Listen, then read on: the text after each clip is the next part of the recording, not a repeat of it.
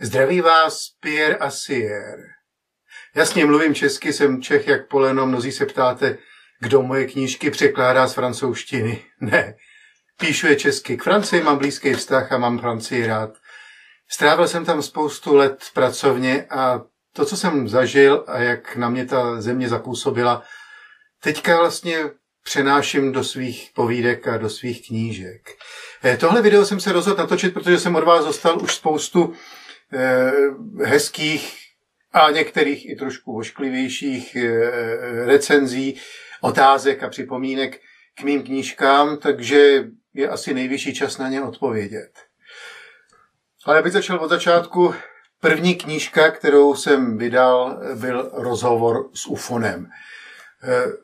Jsou to v podstatě fejetony složené do takového rozhovoru s inteligentní bytostí, která ovšem není zatížená naší pozemskou morálkou a nemusí se bát zeptat na cokoliv.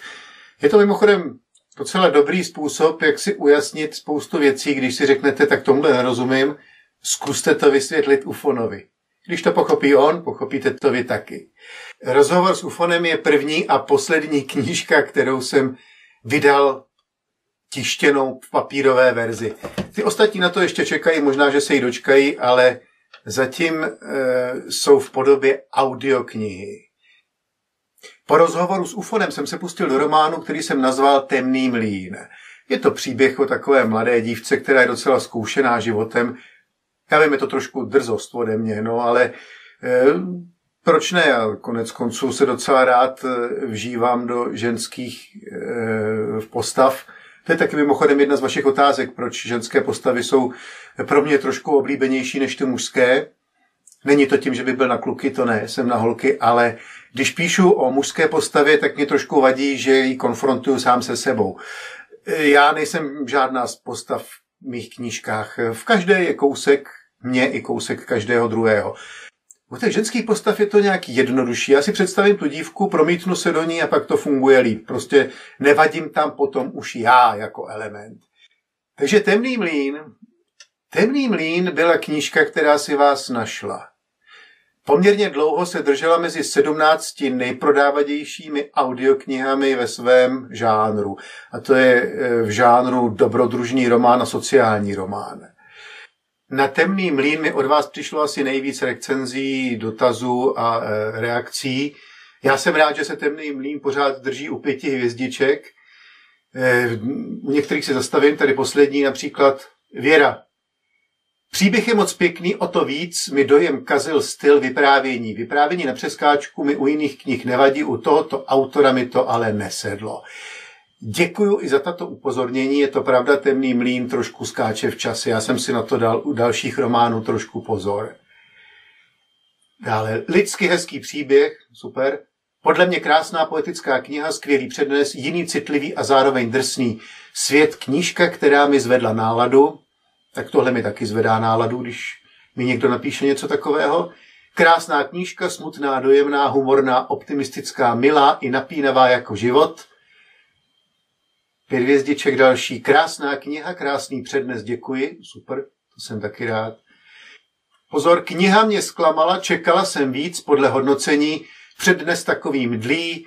Jediné, co se mi líbilo, byla hudba, která přednes doprovází. Tak tohle je docela zajímavý. Když si přečtete o něčem samé superlativy, tak vás to v podstatě zklamat musí vždycky, protože nemusíte mít stejný vkus jako ti, kteří se vyjadřovali předtím. Přednes takový mdlý. Přednes je vyloženě subjektivní záležitost. Většinou je mi vytýkáno spíš, že se rozjedu a potom je ten přednes příliš divoký a expresivní, tak já se snažím, aby byl trošku umírněnější a vidím, že vy jste asi zvyklá, tady kouká Michaela, jste asi zvyklá na trochu temperamentnější přednes.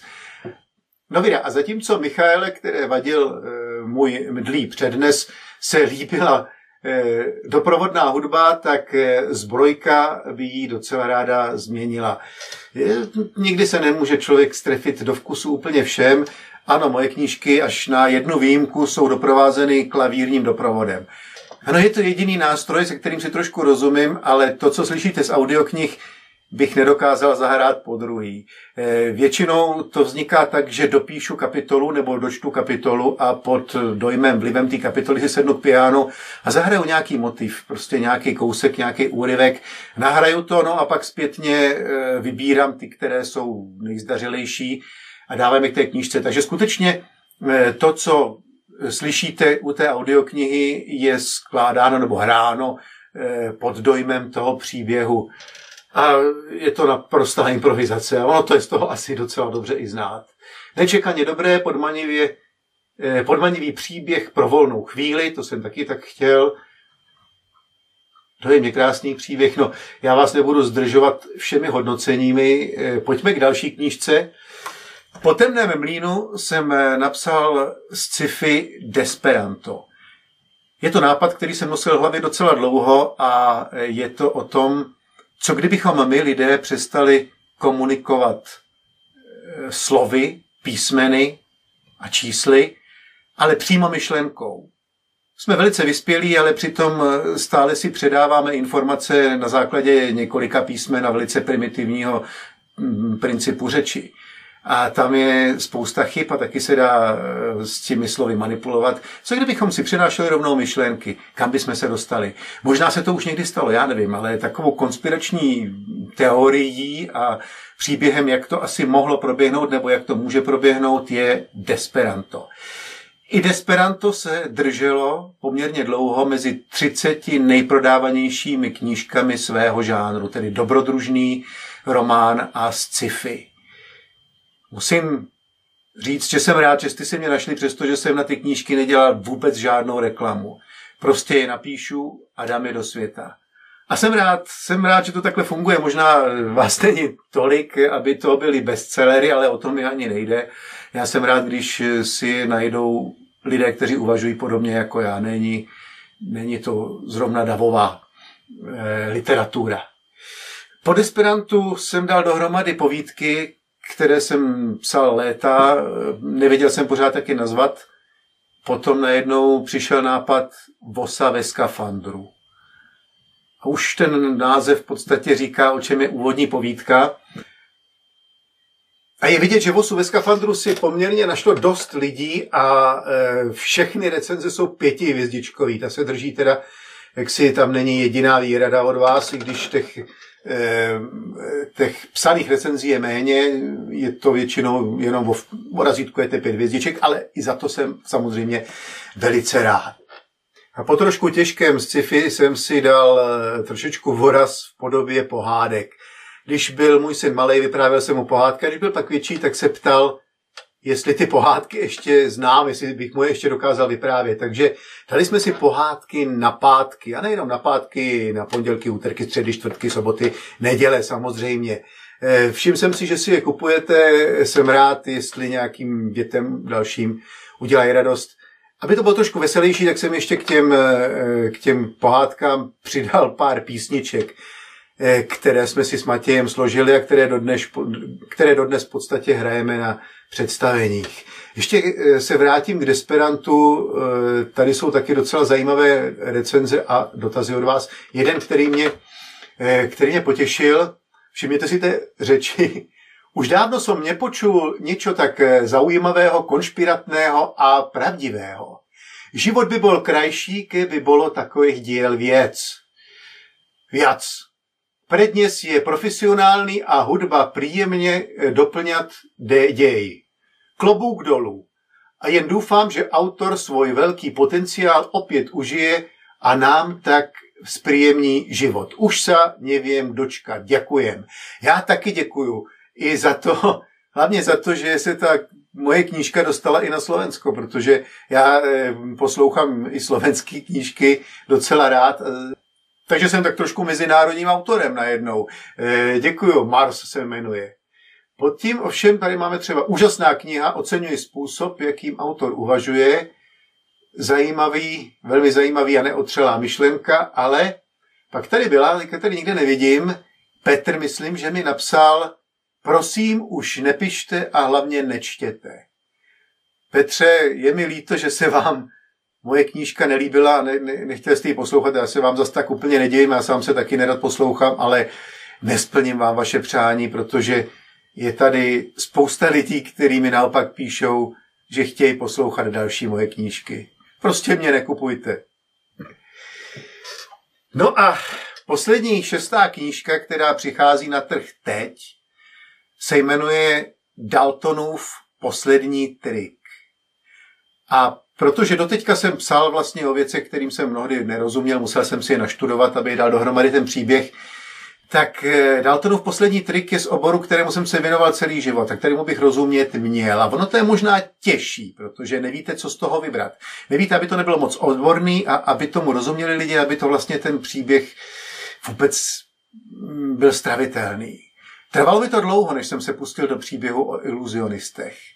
Ale taky dlouho, než jsem ho napsal a doufám, že se vám bude líbit. Je to příběh 4 rozdílných lidí, kteří mají každý úplně jinou motivaci k tomu, aby získal titul mistrovství světa. V první třetině knížky se seznámíte s pozoruhodnými osudy těchto lidí. Žádná z postav v tom příběhu není skutečná, všechny jsou smyšlené, ale většina epizod a příběhů je inspirovaná skutečnými příběhy, které jsem zažil ve své praxi iluzionistické. Je to příběh trošku tajemný, je to trošku kláda, protože je delší než ty ostatní. Když by byl v této tištěné podobě, tak by měl asi 280 stránek, ale pokud na to máte 10,5 hodiny času, abyste si poslechli, nemusíte samozřejmě v jednom kuse, tak věřím, že se dostanete do toho světa kouzel a budete trošku dál za oponou. Až budete Daltona poslouchat, narazíte tam na otázky, které nejsou vysvětleny hned. Ale počkejte, vydržte až do konce. Na všechny dostanete odpověď. A všechno na konci bude rozuzleno a poznáno.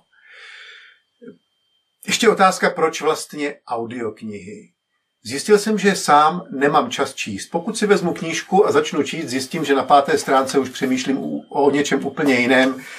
Zatímco, když jedu autem nebo autobusem, někde čekám, někde jdu, mám čas na to nasadit si sluchátka do uších a poslouchat knížku a vědět, o čem je.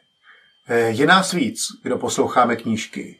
A neznamená to, že by papírové knížky měly vymizet. Vůbec ne. Já si myslím, že přes audioknihy se nakonec dostaneme k tomu, že moje romány vyjdou i v papírové verzi a třeba si je vezmete a budete si v nich listovat kapitoly, které máte rádi. No a ještě proč vlastně vydávám jenom audioknihy a e-knihy. Jak jsem říkal, u tištěné knihy jsem zjistil, že to je hrozně drahé, že to si nemůžu prostě dovolit ve všech vydávat a nakladatelé mi řekli, no jo, pane, to je beletrie, na beletrii my nevyděláme, protože nejste slavný autor. Já to beru, samozřejmě každý musí vydělat. Pak jsem poslal knížku jednomu kamarádovi, aby mi na to udělal takovou recenzi, nebo prostě mi k tomu řekl, co si o tom myslí a on říkal, hele, začet jsem se kousek, pak jsem si to pustil a zjistil jsem, že ji chci radši poslouchat. Že to, co nedokážeš dopsat do té knížky, dokážeš dodat hlasem. Já bych ti zakázal knížky vydávat psaný, ale vydávej je jenom čtený. V Daltonově posledním příběhu jsem se trošičku pustil do dramatizace. S mým kamarádem Martinem Sochorem, který je vynikajícím hercem, jsme některé scény a dialogy prostě sehráli jako dramatizovanou rozhlasovou hru. Já si myslím, že to ten příběh oživí, možná že jo, možná že ne, napište mi, co si o tom myslíte. No a epilog je věnován budoucnosti všech iluzionistů poté, co tento příběh vlastně dojde ke svému konci. Tak, jako to nabízí život. Nekončí slovem konec, ale jde to dál, do dalšího příběhu. A o tom je pokračování v epilogu. Takže Daltonův poslední trik, já vám přeji příjemný poslech při knížkách Pierra a Sierra.